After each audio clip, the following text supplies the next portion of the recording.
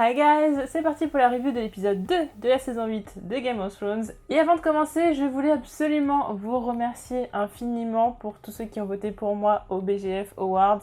Ceux qui ne l'ont pas encore fait et qui veulent le faire, je vous mets le lien dans le commentaire qui sera épinglé sous cette vidéo. Merci beaucoup, je sais que je le dirai jamais assez, mais merci énormément. Alors c'est un épisode que j'ai beaucoup apprécié en tant que tel, qui était quand même très émouvant, parce qu'en fait on a eu le premier épisode qui était beaucoup de retrouvailles et tout ça, on pose un petit peu les bases de cette saison. Et là dans ce deuxième épisode, c'est un peu les derniers moments, ce sont les fins, les dernières discussions, les derniers moments d'amour, c'est vraiment la fin, on le sent très bien. Alors il n'y a pas de drama émotionnel ou quoi que ce soit, mais c'est un épisode qui est émouvant. Alors autant on sait que certains personnages ne vont plus jamais se revoir, et autant c'est la même chose pour le téléspectateur qui se dit mais moi non plus en fait ces personnages-là je ne vais plus les revoir. Alors effectivement il reste pas beaucoup d'épisodes dans cette saison, mais quand même, c'est la dernière fois pour ces personnages, c'est la dernière fois pour nous, et c'est compliqué quand même à avaler. Ce qui me pose le plus de problèmes par rapport à cet épisode, c'est pas l'épisode en lui-même, c'est par rapport à la saison. Alors premier épisode comme je disais c'est les retrouvailles, là ce sont les fins, les derniers moments. Le problème c'est qu'il reste déjà que 4 épisodes en fait, ça va très très vite. Alors autant le premier épisode, bon c'était l'introduction etc, et donc ça me posait pas de problème, autant le deuxième épisode je me dis mais voilà, je sais que je vais être frustrée à la fin de cette saison, quoi qu'il arrive, que ce soit bien amené, que ce soit bien rythmé,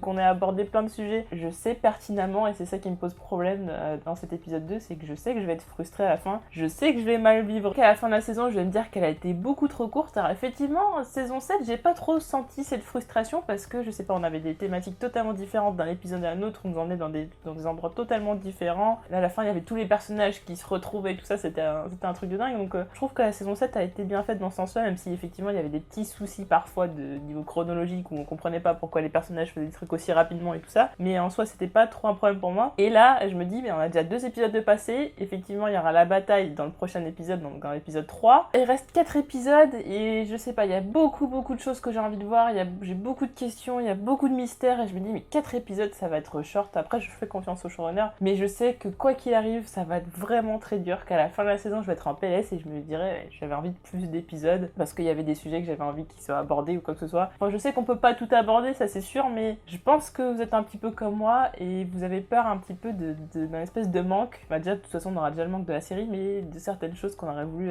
être abordées, des choses qu'on aurait voulu voir arriver. J'ai un peu peur de ça. Alors comme je disais, on sent que c'est la fin, et notamment parce que les personnages vont soit régler des comptes, soit s'avouer leurs sentiments, ou alors très clairement, et c'est ça qui est peut-être le plus difficile, c'est qu'il y a beaucoup de pessimisme dans cet épisode. Nombre de personnages disent on va mourir, on va mourir, on va mourir. On a même Sam qui pourtant est quelqu'un d'assez optimiste, assez combatif et tout, qui dit bah, j'espère qu'on va gagner. Et je pense que c'est le personnage qui le dit qui peut-être qui me prend un peu plus au trip, parce que je me dis si même lui croit pas forcément énormément en la victoire, c'est compliqué. Si même Sam y croit pas trop, c'est quand même dur, hein. Tous les personnages étant conscients d'une fin qui approche très vite, ça va donner lieu à des dialogues et des situations qui vont être très émouvantes, et à côté on a Daenerys qui casse clairement les pieds. Alors on commence avec le procès de Jaime. Bon, on s'y attendait que de toute façon Brienne allait prendre sa défense, que Tyrion allait essayer aussi, et au début on a l'impression que Sansa et Daenerys vont tomber d'accord. Ce serait bien la première fois quand même, ce serait assez bizarre, et au final c'est le fait que Brienne s'est portée garante pour Jaime qui va changer la donne, et Sansa a complètement confiance en Brienne. Il y a l'argument qui est quand même important, c'est que c'est vrai que si Brienne n'avait pas sauvé Sansa,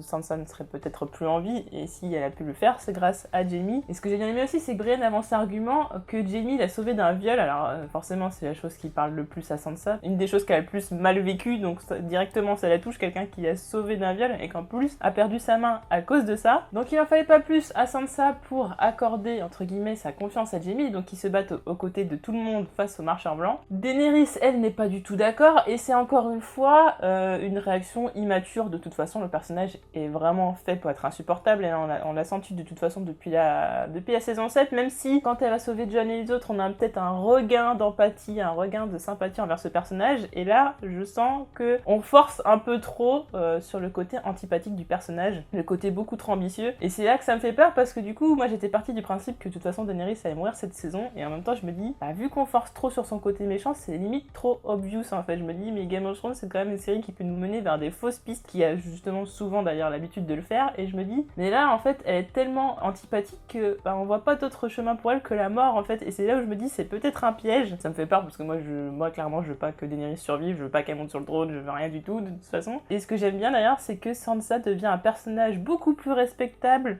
beaucoup plus mature, beaucoup plus intelligent. Quand on le compare par exemple à Daenerys, je pense qu'il fallait une jeune femme qui ait du pouvoir, qui peut-être a un profil qui ressemble un petit peu à celui de Sansa, dans le sens elle a dû se battre, elle a survécu, etc. C'est une jeune femme, maintenant elle arrive à guider des gens, etc. Et du coup il fallait une espèce de concurrence, et en fait cet effet de miroir, je trouve ça intéressant parce que du coup ça reflète à quel point Daenerys est quelqu'un d'immature, qui a des réactions beaucoup trop spontanées et irréfléchies, et à côté on a Sansa qui a grandi et qui a d'ailleurs beaucoup appris de Cersei, et c'est peut-être ça qui a manqué je pense à Daenerys, elle n'a pas appris vraiment le côté politique avec quelqu'un qui avait vraiment une bonne connaissance de ça en fait, c'est-à-dire qu'elle c'était plutôt l'art de la guerre entre guillemets. Alors, effectivement elle a libéré des esclaves et tout, mais ça c'était plutôt un espèce de cri du cœur, et il lui a manqué en fait c'est quelqu'un qui a vraiment une grosse connaissance politique. Alors effectivement il y avait Tyrion, mais Tyrion on l'a bien vu nombre de fois, elle ne l'écoute pas, donc c'est compliqué. En fait il lui aurait fallu être sous le joug de quelqu'un qui soit un très bon stratège politique pendant quelque temps comme Sansa l'a été, et donc elle a appris beaucoup de choses, que ce soit de la part de Cersei mais aussi de Baelish. Pour moi en fait Daenerys aurait dû avoir les qualités de Sansa en fait, pour être vraiment une bonne reine, pour être une bonne dirigeante, et elle ne l'a pas. Et elle a ce côté quand même assez précis, c'est-à-dire qu'elle arrête pas de rappeler dans cet épisode quand même que son but c'est de récupérer le trône qu'on a volé à sa famille. Voilà,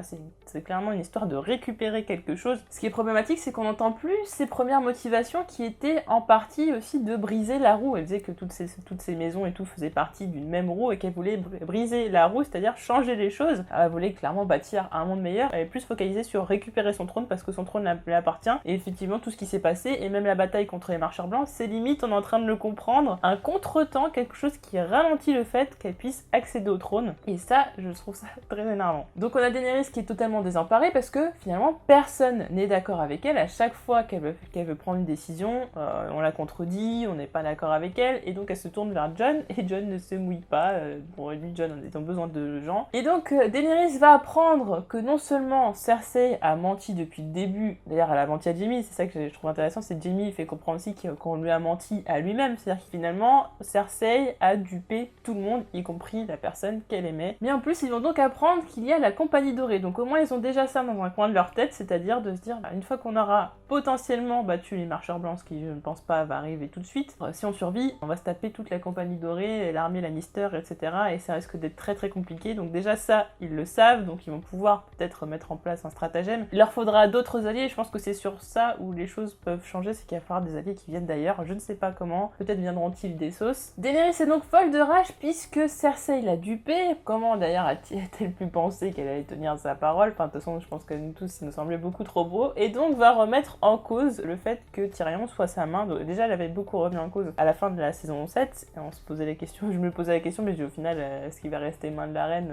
Voilà, ça va être un petit peu compliqué. Et on a Jorah qui va essayer de plaider sa cause. Je trouve ça assez sympathique, il est pas du tout obligé pour essayer de conseiller lui-même, et c'est là où on voit que Jorah a beaucoup plus de recul, on voit beaucoup l'évolution des personnages. En fait je pense que c'est l'épisode qui marque le plus le changement de comportement des personnages, et que ce soit du bon ou du mauvais côté, parce que Daenerys on la sent plus immature, plus fougueuse, plus ambitieuse que jamais, plus mauvaise, et les autres personnages justement plus réfléchis, qui ont pris des galons et qui ont fait de leur expérience quelque chose de concret. Et Jorah qui, malgré son amour pour Daenerys, malgré le fait qu'il lui veuille être loyal le plus possible et le plus utile, et voilà le couteau suisse de la reine, a quand même assez de recul pour dire bah non mais la personne qu'il vous faut, c'est Tyrion, c'est pas moi, clairement. J'ai bien apprécié la tentative de Daenerys de se rapprocher de Sansa parce qu'elle sent que finalement elle a plus beaucoup d'alliés. Et d'ailleurs, chose que j'ai trouvé aussi intéressant, c'est le fait que Grey Worm dise à Missandei, parce que bon, on se rend bien compte que les Nordiens sont quand même pas mal racistes, hein, c'est spécial, que Grey Worm veut partir avec Missandei après la guerre, s'il gagne la guerre, voilà, contre tous les ennemis, c'est-à-dire les marcheurs blancs, l'armée de Cersei, etc.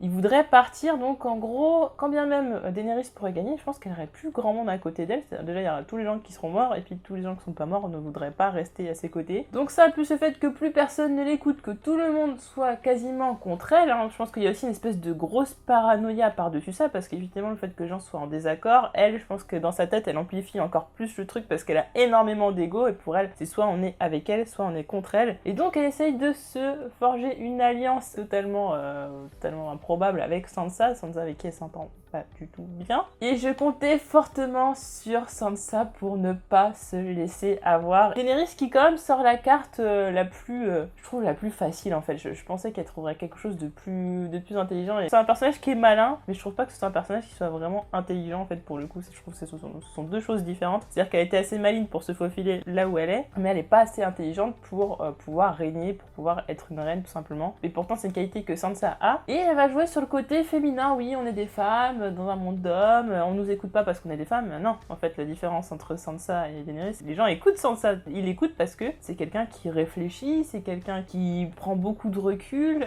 qui a aussi de l'expérience, et je disais tout à l'heure, grâce entre guillemets à Cersei et à Baelish. Et en fait c'est une femme, elle est respectée Sansa. C'est là où justement je trouve que c'est assez minable de les mettre dans le même panier parce que ce sont pas du tout la même situation. C'est-à-dire que Daenerys essaye de s'imposer et ça ne fonctionne pas, et ça n'est pas parce que c'est une femme, c'est parce qu'elle a des réactions qui sont immatures et elle prend des mauvaises décisions. Donc Sansa fait mine d'être très sympathique, elle a quand même ce côté diplomate, elle va essayer de l'écouter, parce que c'est une lady, elle a quand même des manières, elle a quand même un minimum de politesse, mais à la fin reste quand même une question, c'est qu'adviendrait-il du Nord une fois que tout sera terminé? Nous on a dit qu'on ployait le genou devant personne, pourquoi ne pas nous laisser le Nord? Je veux dire, en gros, effectivement elle récupère un trône qui a été volé à sa famille, mais globalement en fait personne ne lui doit rien. Je veux dire, quel serait le problème si finalement le Nord devenait indépendant, puisque de toute façon ils sont censés être alliés actuellement, ils seraient toujours alliés, c'est juste une question d'ego d'avoir les 7 couronnes. Et au final, est-ce que ça rend heureux le peuple? Pas forcément, et Daenerys a l'air de s'en ficher totalement. Elle veut récupérer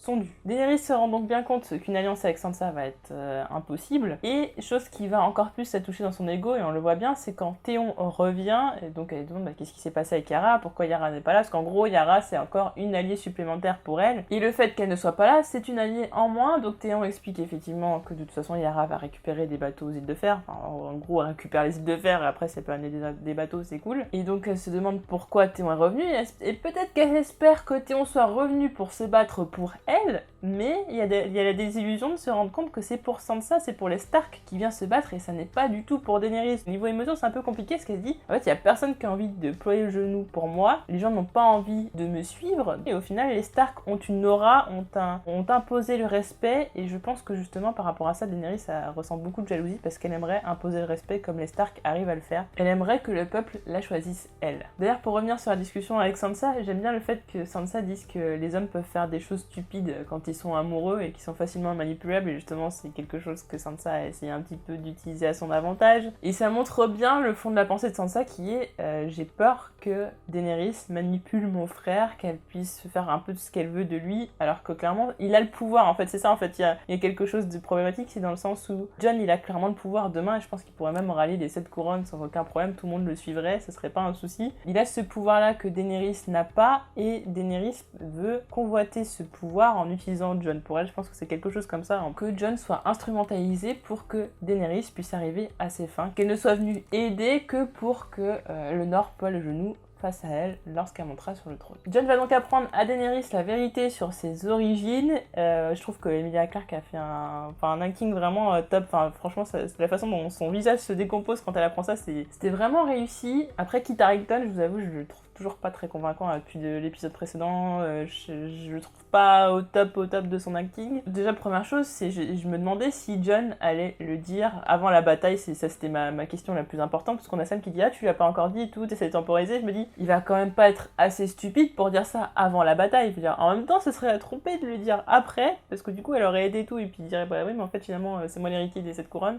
Je fais ouais, mais c'est quand même foutu de ma gueule, le mec. Et en même temps, c'est totalement stupide vis-à-vis de la guerre contre les marcheurs blancs de le dire avant. Parce que imaginons finalement elle décide de ne pas les aider, c'est quand même un gros risque. Et du coup, forcément, on va observer la réaction de Daenerys qui effectivement se décompose. Il y a plusieurs expressions qui se mélangent en même temps. C'est peut-être un peu de dégoût, un peu de colère et de tristesse en même temps, et d'injustice en fait, de se dire que en fait ça représente quand même beaucoup de choses pour elle. Alors mis à part le côté neveu-tante et tout, pour l'instant je crois crois que c'est pas du tout la question et je pense que pour le moment elle y a pas trop songé, c'est surtout de se dire que si finalement Jon veut récupérer le trône, tout ce qu'elle a fait, entre guillemets, c'est quasiment pour rien. Tout ce qu'elle a fait, tout ce qui a conduit sa vie, tout son but de vie, tout ce qui lui a servi de force pour survivre, bah finalement ça ne veut plus rien dire parce que elle n'est pas l'héritière légitime des 7 couronnes. Donc en fait c'est toute sa vie qu'elle remet en question et maintenant à quoi va servir, enfin quelle va être sa place dans ce monde. Et déjà on sent la grosse mauvaise foi et je m'y attendais très fortement de se dire mais en fait tes sources, ok c'est ton meilleur ami et ton frère, enfin je veux dire, c'est quand même bizarre, tu trouves pas que c'est... Et en fait moi quand elle disait ça je me suis imaginé qu'elle allait dire bon en gros il y a que 2 personnes qui le savent, si tu le dis à personne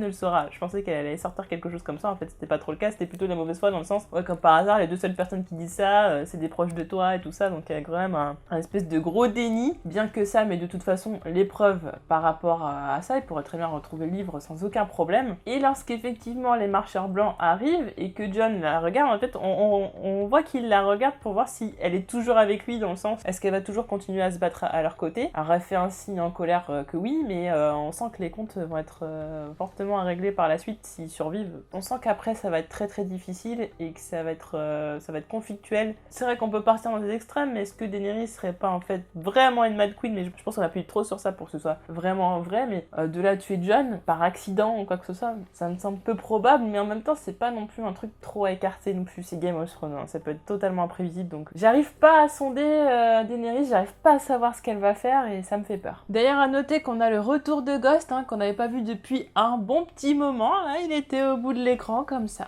on l'a quand même remarqué. Alors on va passer rapidement à Arya donc qui flirte avec Gendry qui lui fait comprendre que sa place est dans la crypte, quand même assez macho comme réaction, c'est un peu limite, hein. À chaque fois toutes les femmes, ouais les gars, les filles, hop, dans la crypte, il y a qu'à Brienne qu'on lui dit pas ça, mais toutes les autres vous allez à la crypte s'il vous plaît merci. Arya qui fait comprendre qu'elle a des habilités au combat, je pense, chose qu'il n'avait pas encore l'occasion de voir, que limite elle était beaucoup plus légitime de combattre sur le terrain que lui. On a un petit dialogue avec le limier qui, pour une fois, voilà, montre une petite once de sentiment, enfin voilà, d'amour, on va dire entre guillemets filial pour Arya. On vient comprendre qu'il s'est battu pour elle, enfin c'était pas juste pour l'or ou quoi que ce soit, qu'au final c'était vraiment, il s'est battu parce qu'il l'aimait. Et Arya qui ne sait même pas quoi dire, parce que comme je disais, ce sont 2 personnages qui sont très fiers, donc et cette espèce de non-dit, ils savent tous les deux qu'ils s'apprécient beaucoup, qu'ils s'aiment beaucoup, mais ils se le disent pas trop, et là le limier qui sort quand même 2-3 petits mots comme ça fait... Ouais, ça donne des frissons quand même, on se dit,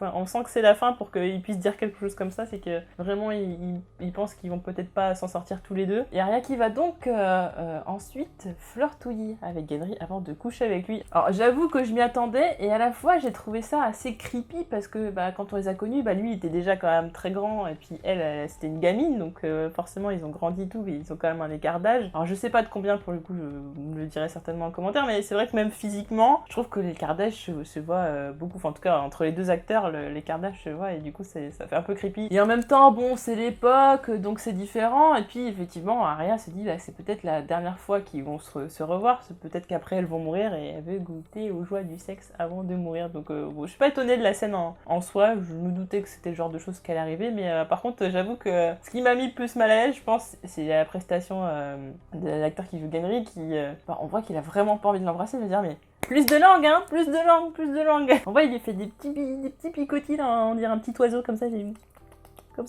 des bisous quoi, je sais pas, du coup j'étais pas du tout dans la scène parce qu'elle on voit vraiment envie de l'embrasser, puis lui il est...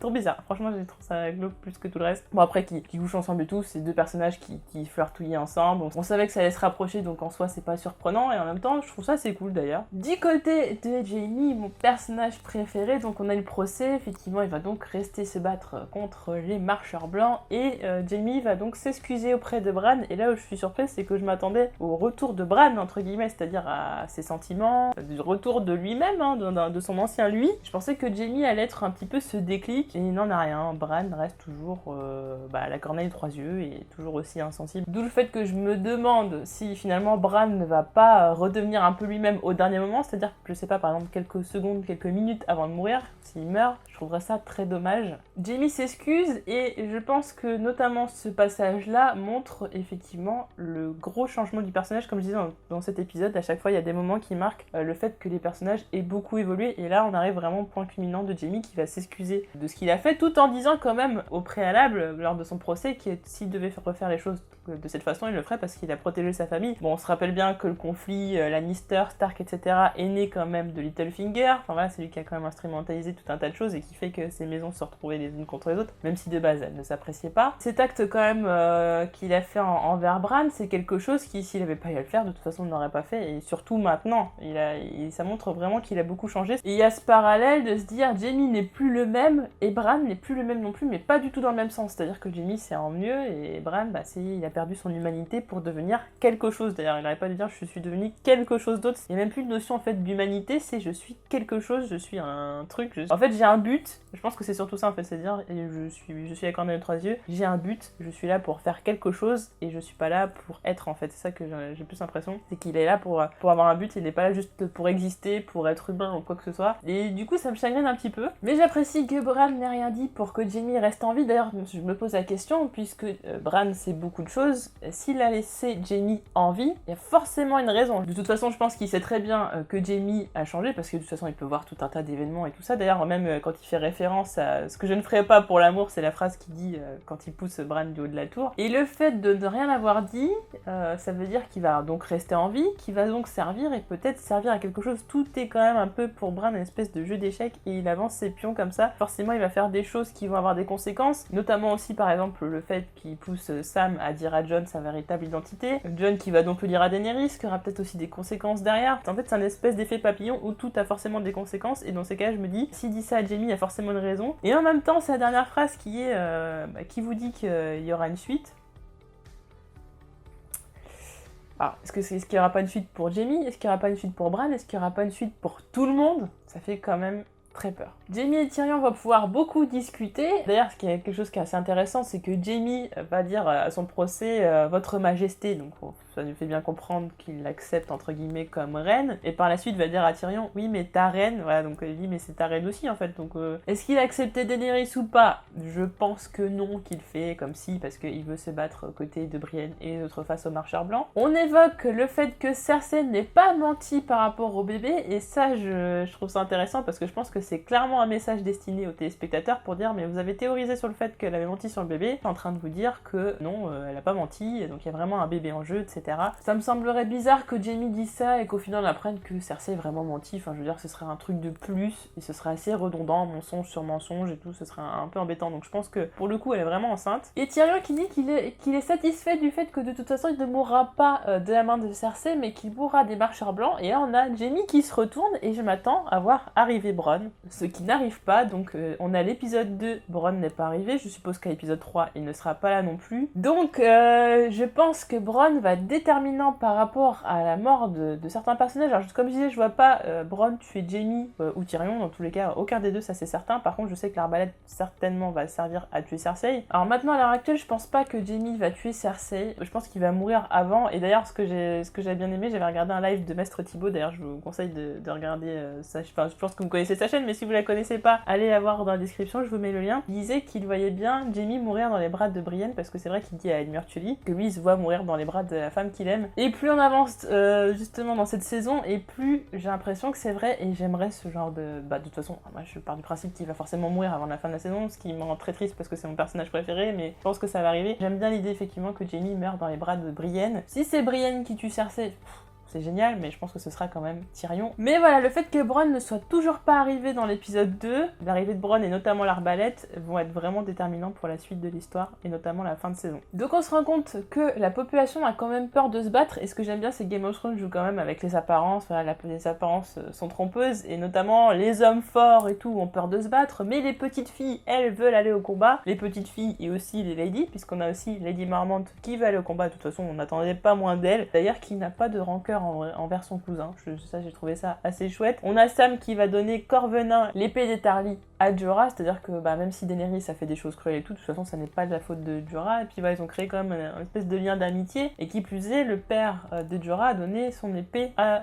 Jon Snow, donc du coup il se retrouve sans épée légendaire. J'aime bien ce petit moment, et cette amitié qui est née entre ces deux personnages, ça rajoute encore un côté émouvant de la chose. Pour Davos, on a une espèce de petit clin d'œil à Shireen, parce qu'on a une fille qui a plein de cicatrices et tout, qui dit qu'elle veut se battre, et Gilly va donc parler de la crypte, et la crypte, moi je vous en ai parlé dans ma review de trailer de la saison 8. Pour moi, et je le valide à 100%, que la crypte a quelque chose à voir avec le combat qui va arriver, et notamment je pars du principe qu'ils vont perdre cette bataille face aux marcheurs blancs, qu'ils vont devoir se retirer, et je pense que tout le monde va se retirer par la crypte. La crypte, ça va être l'endroit le plus important. On n'arrête pas de parler de la crypte, ça je le disais déjà dans ma review de trailer, que dans les trailers, les teasers et tout, on voyait beaucoup la crypte. Je pense que la crypte est déterminante, on la voit, bon, de toute façon on la voit dans le générique parce qu'on montre les sous-sols et tout ça, mais la crypte est pour moi déterminante pour cette bataille face aux marcheurs blancs, parce que de toute façon s'ils perdent, normalement on revoit plus Winterfell, et s'attarder sur la crypte et tout. Alors effectivement il y a les origines de Jon et tout ça, donc il y a Lyanna, il y a la statue de Ned et tout ça, mais je pense que ça a une valeur beaucoup plus importante que ça, et notamment je racontais justement par rapport à la magie de la crypte, et notamment des épées qui enferment les fantômes et tout ça, et du coup j'ai envie de partir du principe que la crypte serait donc l'endroit par lequel la population fuirait de Winterfell, parce qu'il faut savoir qu'il y a quand même plusieurs niveaux. Donc d'ici qu'il y a une possibilité de sortir, je sais pas d'ailleurs si on en parle ou pas dans la série, je me souviens pas, mais d'ici qu'il y a une possibilité de s'enfuir par la crypte, c'est possible, et en plus je pense qu'on pourrait avoir peut-être l'apparition de certains fantômes, de certains personnages dans la crypte, et ça je trouverais ça assez dingue. L'apparition de certains fantômes dans la crypte, pourquoi pas, et qui pourrait peut-être retarder les marcheurs blancs. Alors peut-être que je pars dans un gros délire, mais en vrai j'adorerais voir ça, je pense que c'est surtout parce que j'adorerais voir ça. En tout cas je pense qu'ils vont se servir de la crypte pour pouvoir s'enfuir vers le sud, et qu'il y a un tas de personnages qui vont mourir, notamment le teaser qui montre Winterfell totalement vide, avec des épées qui sont parties, il y a des morts, enfin etc. Je pense que ça veut dire que il y a beaucoup de gens qui sont morts, mais il y a aussi beaucoup de gens qui ont fui, et donc pour le moment ils vont perdre la bataille face aux marcheurs blancs. Alors j'ai beaucoup apprécié ce clin d'œil envers la garde de nuit. On se rend compte que ce soit au mur ou ailleurs, au final, Jon et les autres vont faire le travail qu'ils devaient toujours faire, c'est-à-dire protéger le monde des vivants. Alors ce sera effectivement pas le grand mur, ce sera le mur de Winterfell, mais leur rôle reste quand même le même. Donc les dernières discussions entre ces trois personnages, en espérant que personne ne meure, et Sam quand même qui montre que sa place à lui n'est pas dans la crypte, mais qu'elle est sur le champ de bataille, et rappelle bien que quand même ça a été le premier à tuer les marcheurs blancs. Le plan sera donc d'appâter le roi de la nuit avec Bran qui comporte donc la marque du roi de la nuit, donc il va être appâté dans le bois sacré. Je pense qu'il y a forcément une raison, c'est même pas forcément, c'est certain, il y a une raison précise à ça, et on la découvrira à ce moment-là, notamment je pense par rapport aux enfants de la forêt et tout ça, il y a quelque chose par rapport à une certaine magie, je pense qu'il sera certainement très utile. Si on tue le roi de la nuit, on tue les spectres et les marcheurs blancs, ce qui permet de résoudre le problème assez vite, mais je pense que c'est beaucoup trop facile, et donc que ça ne fonctionnera pas, il y aura quelque chose qui va capoter. Ça va donc Théon qui va se charger principalement de la protection de Bran. Alors c'est ironique par rapport à tout ce qui s'était passé, par rapport au fait qu'il avait récupéré Winterfell et tout ça. Il y a pas mal de choses ironiques, et notamment aussi Tyrion en fait part par la suite, ne serait-ce que beaucoup s'étaient confrontés aux Stark, et finalement vont défendre Winterfell et aussi les Stark. Les autres devront retenir les spectres et les marcheurs blancs, ça va être une tâche qui va être très difficile, et voilà, vu les personnages qui sont en première ligne, j'ai très peur, je pense qu'il va y avoir beaucoup de morts importantes, ça va être vraiment une hécatombe. J'espère que ce sera pas non plus trop de personnages, faut que ce soit quand même pas mal pour que ce soit émouvant et que ça nous prenne nos tripes, et en même temps faut pas que ce soit trop, parce que sinon ça va être plus frustrant qu'autre chose, et déjà je pense que Game of Thrones c'est déjà hyper cruel, il y a pas besoin de faire mourir non plus tout le monde. Tyrion lui veut aider, mais Daenerys le veut dans la crypte, et là encore c'est une chose, on a l'impression, ah bah c'est bien parce que Daenerys elle pense au bien de Tyrion et tout, elle apprécie, et moi je suis en train de penser, elle fait bien comprendre que oui, après tout ça j'aurais besoin de vous, donc en gros elle est déjà en train de penser à l'après, c'est-à-dire que il pourrait être hyper utile sur le champ de bataille. Pour certains trucs il a été quand même bon stratège, il a pas eu bon tout le temps, mais certains trucs il a quand même plutôt bien réussi, notamment la bataille de Lyanna, et plutôt que d'être utile et peut-être déterminant pour la victoire contre les marcheurs blancs, il va se retrouver dans la crypte parce que madame a besoin de lui quand elle sera sur le trône pour régner, parce que lui il a toutes les capacités, toutes les habilités qu'elle n'a pas. Donc moi je prends ça plus comme de l'égoïsme que comme une volonté de sauver Tyrion, juste parce que Jorah a dit que oh, bah Tyrion c'est une bonne main et tout ça, bah oui bah c'est une bonne main, mais justement elle en a besoin pour après, elle pense déjà à la suite, c'est-à-dire qu'il y a les marcheurs blancs et tout ça, mais hop, la couronne quand même ça reste l'objectif principal. Une chose d'ailleurs qui m'interloque, c'est la discussion entre Tyrion et Bran. On n'a pas le contenu de la discussion, mais n'empêche qu'après cette discussion, on a quand même Tyrion qui est beaucoup plus optimiste qu'avant par rapport aux chances de survie de tout le monde. Qu'est-ce qu'ils ont bien pu se dire? Est-ce qu'ils ont prévu un plan tous les deux? Est-ce que Bran leur a expliqué ce qu'il a l'intention de faire? Je ne sais pas, mais je m'interroge. Et donc, on termine avec, je pense que ce que j'ai trouvé le plus émouvant de tout cet épisode, c'est ce groupe-là qui va se retrouver autour du feu. On a tous ces personnages qui se regroupent, des personnages qui sont plus ou moins secondaires pour certains, qui ont été très importants pour le bon fonctionnement de l'histoire, et j'aime bien parce qu'il y a ce côté nostalgie, ce côté émouvant, et ce côté drôle à la fin, en fait. Ce sont des scènes qui arrivent à équilibrer tout ça, mais avec une justesse assez folle. À côté, on a les boules, on a vraiment la gorge nouée, puis à côté, on a envie de rigoler parce que Tormund va raconter des histoires complètement n'importe quoi. Et le plus beau, je trouve, c'est vraiment cette relation entre Jaime et Brienne. Vraiment, voilà, c'est comme je disais sur Twitter, c'est relationships goal, c'est le but de toute relation amoureuse et tout. Tormund, d'ailleurs, va même prendre Jaime pour son rival, ce qui va donner lieu à une situation qui est assez drôle quand même. Et je pensais vraiment pendant tout un tas de saisons que c'était une espèce d'amitié avec beaucoup de respect et tout ça. Autant on savait que du côté de Brienne c'était de l'amour, mais du côté de Jaime, je pensais que c'était plus du respect, de l'amitié, limite quelque chose de fraternel, même si ça n'empêche pas de coucher avec sa sœur. En fait, je me rends compte que non, c'est de l'amour, mais c'est de l'amour pur, en fait, de la façon la plus pure et la plus saine qui soit, en fait. C'est-à-dire, ça va être peut-être un amour chaste et il se passera jamais rien, même pas un bisou. Mais je pense que c'est une espèce d'amour chaste, d'amour pur, comme ça, de la façon la plus pure qui soit, parce qu'en fait, ça contrebalance avec la relation incestueuse, vicieuse, interdite, qui était celle avec Cersei. Et d'ailleurs, il lui dit à Tyrion, il dit oui, je couchais avec ma sœur. Enfin voilà, il en parle quand même pas mal au passé. Donc à se demander s'il aime plus Cersei, ou peut-être s'est-il rendu compte que cet amour était en fait un amour parce que peut-être qu'il n'avait jamais pu ressentir de l'amour envers une autre personne, mais en fait il a été tellement beaucoup avec sa sœur. Il se dit mais en fait moi j'ai envie de partir de cette interprétation-là qui est ils ont été tellement fusionnels que Jaime a pensé que c'était de l'amour, et qu'au final toute sa vie il a eu tort parce qu'il avait jamais rencontré vraiment l'amour en fait, et l'amour en plus qui le rend meilleur. L'amour avec Cersei c'était vraiment quelque chose qui le rendait néfaste et quelque chose qui l'accrochait à son côté vraiment mauvais, c'est-à-dire tout ce qu'il a fait de mal c'était toujours en rapport avec Cersei. D'ailleurs quand on a son discours avec Edmure Tully, il ferait n'importe quoi pour elle, enfin voilà, c'est tuer des gens, etc. Et maintenant qu'il est bon et tout ça, qu'il est devenu quelqu'un de foncièrement gentil, il est auprès de Brienne, et d'ailleurs il le dit, je suis plus un aussi bon combattant qu'avant, mais j'ai envie de combattre sous vos ordres. Là, je comprends par là, j'avais envie de vous rejoindre en fait. J'ai choisi votre côté parce que c'était le bon, c'est de ce côté-là que j'ai envie de finir ma vie. Et donc, effectivement, je vois bien, Jaime mourir dans les bras de Brienne, et j'adorais ça. Et je sais pas, c'est hyper émouvant. Donc, ce moment où Brienne se fait adouber par Jaime, dire que c'était le plus grand honneur qu'il pouvait lui faire, je pense que c'est pas une marque de respect, une marque d'amour, une marque de reconnaissance, tout en même temps, tout le monde qui applaudit, tout ça. Enfin, c'est vraiment, mais rien qu'en parlant, déjà, j'en suis émue. Je trouve que c'était juste une scène extraordinaire. En plus, on a le magnifique chant de Podrick, d'ailleurs, qui chante une chanson qui m'interloque beaucoup. J'ai l'impression qu'il va peut-être avoir une importance pour l'épisode prochain, et notamment, ça parle de Jenny qui danse avec des fantômes et tout ça, donc du coup, ça me fait penser un peu à la crypte. Mais ça pourrait être tout autre chose. D'ailleurs, il y a pas mal de théories par rapport à ça. Et c'est sur ce chant que va se préparer la bataille finale contre les marcheurs blancs. Et je me dis, bam, l'épisode 3, on arrive vraiment à la fin pour tout un tas de personnages qu'on a suivis pendant 8 ans, enfin 8 ans, plus de 8 ans. Ça va être difficile, ça va être vraiment difficile. Je m'attends à des flots de larmes pour l'épisode 3, et c'est des personnages auxquels je me suis beaucoup attachée. Je pense que je peux pas vraiment dire qu'il y a des personnages que j'aime pas, bon, mis à part, je pense, Daenerys, parce que Cersei, à la limite, je préfère même Cersei que Daenerys. Mais quand bien même, ça me fera quand même de la peine quand elle mourra, parce que ça a été un personnage qui a été quand même intéressant pendant tout un paquet de temps, même si elle a été très chiante pendant certains moments, et de me dire,